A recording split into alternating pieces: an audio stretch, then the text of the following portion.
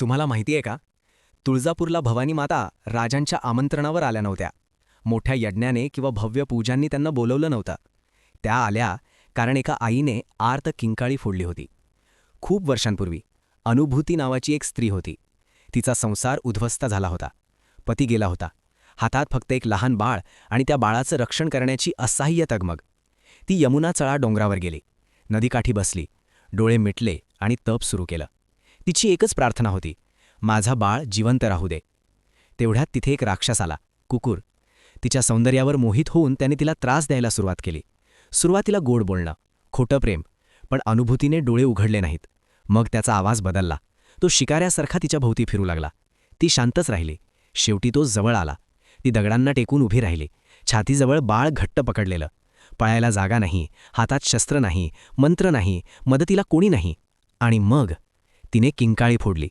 तो मंत्र नव्हता, ती पूजा नव्हती, तो शब्दांपलीकडचा आक्रोश होता. आणि त्या क्षणी आकाश दणाणलं.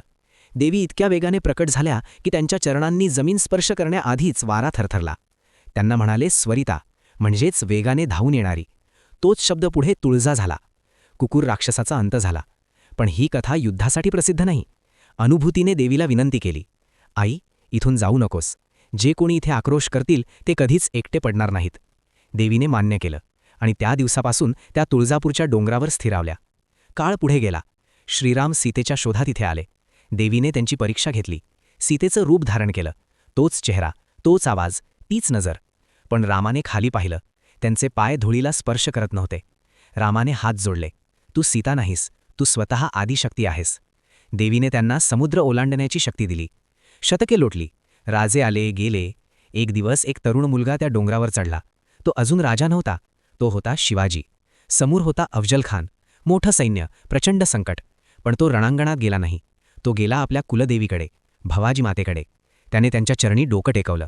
भीतीने नाही, पूर्ण समर्पणाने. मातेनं त्याच्या हातात तलवार दिली. भवानी तलवार. जिंकण्यासाठी नाही, दुर्बलांचं रक्षण करण्यासाठी. तो डोंगर उतरला. हातात तलवार, पाठीशी आईचा आशीर्वाद आणि पुढे जे उभं राहिलं त्याला म्हणाले स्वराज्य. आजही वर्षातून 3 वेळा देवीला सिंहासनावरून उठवून मंदिराभोवती मिरवणूक काढली जाते. का? कारण त्यांनी वचन दिलं होतं, इथे जो कोणी आक्रोश करेल तो कधीच एकटा राहणार नाही. तुळजापूर म्हणजे फक्त मंदिर नाही, ती जागा आहे जिथे एका आईची किंकाळी आकाश फाडून गेली आणि आकाशाने उत्तर दिलं. जर तुम्ही कधी एकटे पडला असाल, कुठेच मार्ग दिसत नसेल, फक्त हाक मारा, जय मा तुळजाभवानी. आई आधीच तुमच्या दिशेने निघालेली असेल. जर ही कथा तुमच्या मनाला भिडली असेल तर कॉमेंटमध्ये लिहा, जय मा तुळजाभवानी.